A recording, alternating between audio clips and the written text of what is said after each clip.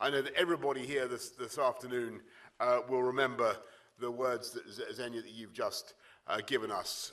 What an extraordinary and moving speech. And I just want to say to you and to everybody here, Xenia, what I told President Volodymyr Zelensky again on the phone this morning from my office. I said, we stand with you, and at a time when your people are facing such horror with such courage, when you are fighting not just for your lives and your homes and your democracy and the cause of democracy and freedom itself, we know that we must do more to help. I told Volodymyr, and I pledge to you that we will. And thank you for pointing out that it was the UK that months ago saw the threat of the Putin war machine and how that could be unleashed. And yes, it's true that we were the first European country to begin sending defensive weaponry, and where we led, dozens are now following. We also led the way in sanctioning SWIFT and Aeroflot. We've now sanctioned about 1,000 individuals and companies, distraining their yachts, dispossessing of them of their ill-gotten gains and assets. But I think that we all feel that we can and we will do more around the world. And we will do more with defensive weapons to help our Ukrainian friends against these pitiless bombardments. We will do more to tighten the vice around Putin's economy. And with every day that the slaughter, the inhuman behavior of Putin's war machine continues, I think that the resolve of the world to do more is growing. And I am more than ever convinced that Putin will fail. He will fail because he will fail in his catastrophic venture in Ukraine because he fatally underestimated the heroism and the resolve of the Ukrainians to fight. He underestimated Western unity. And among other things, by the way, he underestimated the passionate commitment of the people of this country to help. And since that great Aberdonian Michael Gove announced the scheme on Monday, we've seen 147,000 people and families across the UK open their homes to the evacuees. By the way, many of the offers here in Scotland, Aberdeenshire, I'm told, has the highest number so far. Well done, Aberdeenshire. Well done, all those who are doing it. Only a few weeks ago, I was up here and I met some highly skilled shipbuilders in Rosyth who were fitting out 2 minesweepers to go to help the Ukrainian Navy. And of course, we will get them into the Black Sea as soon as it is practicable to do so. But there is more that we can do now. And there's one crucial way that we can all begin to help the world to stand up to Putin. And that is to wean ourselves off dependence on his oil and gas. And in that great national effort, a great national effort and a great international effort, Scotland will be in the lead. And I mean doubling down on the UK's production of offshore wind energy, much of it driven by the great Aeolian gusts of wind that I've seen myself off the Scottish coast. Wind, double down on that, force march to more wind. I mean investing in tidal. We put 39 million into some revolutionary projects, some of them here in Scotland. I mean more solar power, more nuclear power. We've got to make some big bets on UK nuclear power. And by the way, I mean a lot more hydrogen, which, as I understand it, is already powering the buses here in Aberdeen. Is that right? Yes. Extraordinary. It's fantastic. I also mean making sensible use of this country's own natural hydrocarbon resources. And are we not crazy to be talking about completely shutting down domestic production only to buy oil and gas at a vast markup from Vladimir Putin's Russia. And yet that, unbelievably, is the stated policy of the Scottish National Party and the Labour Party. Of course, it was in Glasgow that the world came together for that epoch-making, wonderful COP26 summit, and we all pledged to move beyond coal and hydrocarbon-fueled vehicles and to plant billions of trees. And of course, look at what we've already done. Look at how fast we've decarbonised our economy and our industry. Of course, we can continue the transition to a low-carbon future. We can get to net zero. In fact, we can continue to lead the world in cutting carbon emissions as we have done. But it is also vital to recognise that in this transition there will be a continuing and vital role, important role, for oil and gas, not least in producing hydrogen. And that's why it makes sense for the government, our government, to continue to help that crucial industry in the northeast of Scotland with a North Sea transition deal worth £16 billion. And I repeat, what is the policy of Labour and the SNP? Turn off the taps now, cap the wells.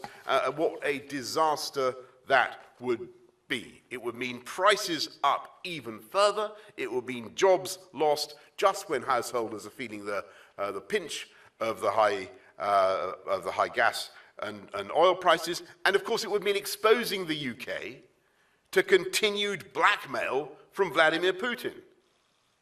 Together, our country, the UK, is leading the world in standing up to the hydrocarbon drug-pushing bully of the Kremlin. And together, we're going to wean ourselves off that addiction to Russian hydrocarbons, and together, we are a force for good in the world. Because look at the record, as Xenia said, it was as Team UK that we invented, developed, bottled, distributed the AstraZeneca vaccine that has saved millions of lives around the world. And by the way, it's development officials in East Kilbride who help it, even now, to get it to the countries that need it. And it was as one Team UK that we got through COVID together, from the furlough that was delivered by the might and firepower of the UK Treasury to the testing systems that relied on labs across the country. I saw them myself here in Glasgow, to the vaccine and the booster rollout so fast that the UK now has the fastest growing economy in the G7.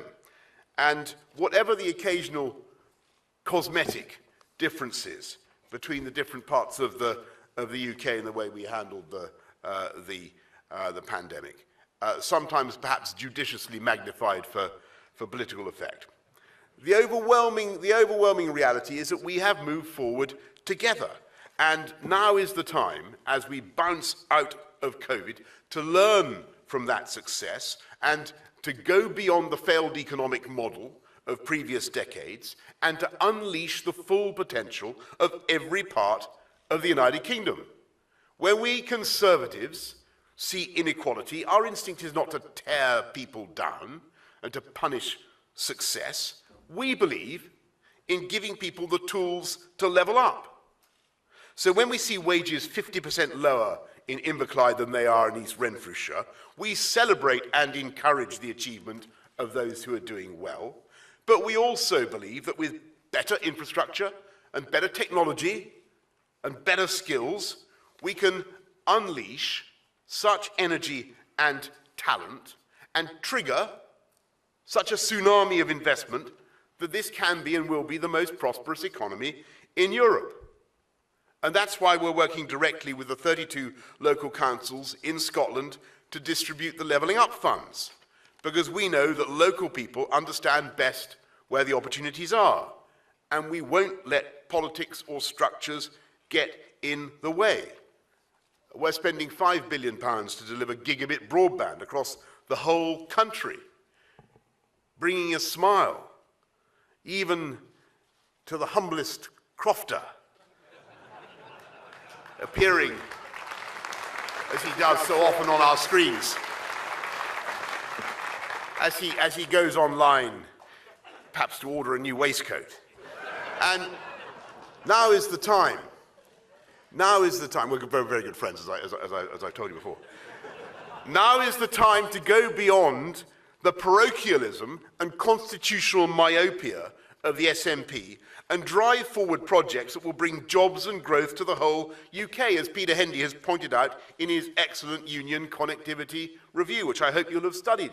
The A1, the A77, the A75, most of which goes through Alistair's constituency, if not his farm. Some of which goes through his farm, I imagine, or goes through some of his farm. Improving the West Coast main line, and of course, yes, one day logically it must come. HS2 must come to Scotland as well. And I'm glad that we're working with the Scottish administration to create at least 2 new free ports. Other applications are invited. They will be super fertilised seed beds for new high-wage, high-skilled jobs. We're strengthening the position of the UK as the science superpower of Europe. From a computer outside Edinburgh that I went to see recently, based on, I think, quantum physics, it's able to hold 2 positions at once, a bit like the SNP on NATO. It makes 1 billion computations by this means every second. The International Barley Hub in Dundee, helping to prevent global food shortages by protecting crops against pests, to the burgeoning Scottish space sector in Ayrshire and Shetland, and the spaceport in Caithness.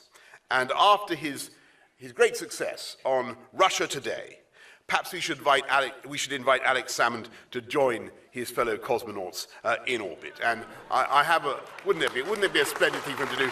I have a feeling that might be one of the issues on which Nicola Sturgeon and I secretly see eye to eye.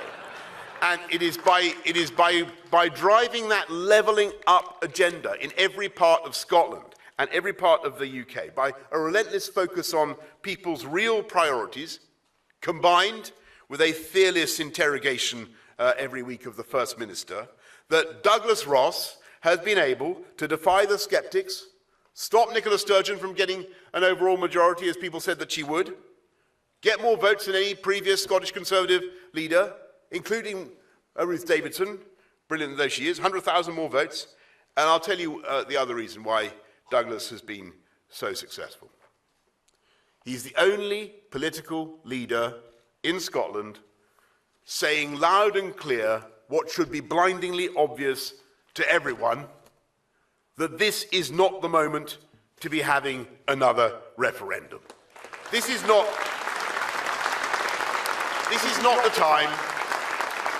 This is not the time for yet more delectable disputations about the Constitution when our European continent is being ravaged by the most vicious war since 1945, and when public services and the economy need to recover from the pandemic. And how incredible that Labour should be so spiritually cowed that they have become nothing but the lapdogs and the enablers of the SNP. And on the subject of rolling over and having your tummy tickled, how incredible, waving the white flag, how incredible that even now it should be the policy of the SNP, quite seriously, to respond to Putin's sabre-rattling by getting rid of this country's nuclear deterrent. Along by the way, with 11,000 jobs in Scotland. And be in no doubt that at any UK general election, it would be those terrible twins, Labour and the Nats, the Scottish Nationalist Party, each vying to be more left-wing, more high-taxing, more generally hectoring and bossy and nannying, that would try to form a coalition. And by the way, be in no doubt that Labour would rather work with the Nationalists to bring down this government than work with us to stop the SNP from breaking up Britain. That is the reality. When we face so many challenges, but when we also have so much going for us and so much to look forward to, let's put that endless confected division behind us. And let's take this country forward in a way that makes us all proud, delivering prosperity and opportunity at home and giving leadership that makes us a force for good around the world. That's what this Conservative government delivers. That's what Scottish Conservatives delivers. And that's the agenda, massive and exciting, that should be our focus in the months ahead. Thank you, Xenia, and thank you all very much.